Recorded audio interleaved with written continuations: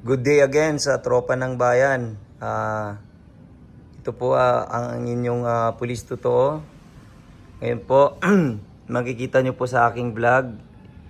Mag-unboxing po ako sa gift po ng aking pinakamamahal na misis na nag-iisa lamang. Ito ho. Iyan.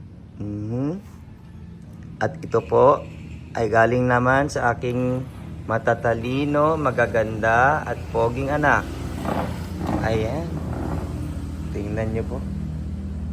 Nakuha nilang gusto ko maging although hindi ako nagbigay ng wishlist. Wala akong nilagay sa aking wishlist pero napusuan nila ang gusto kong regalo. Ayan po. Unahin po natin yung kay Mrs. Ayan po, ito po. Wow.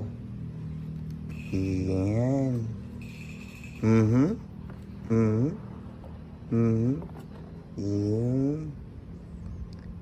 Yan po. Wow.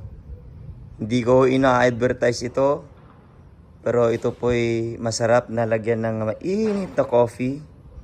Mainit na tsaa, hot tea, cold tea, iced tea. Yan. Salamat po sa aking pinakamamahal na misis. Huwag ko siyang magsiselos at siya ho'y nag-iisa lamang. At ito po naman ay galing sa aking mga magaganda, poging anak, matatalino pa.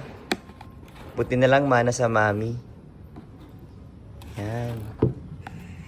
Thank you mga anak, mami. Thank you. So, yon yung lalagyan ko ng coffee. Ito yung aking cup. Maraming salamat. Salamat sa sponsor. Pwede na rin po din na mag-message po sa akin yung Hydro Flask.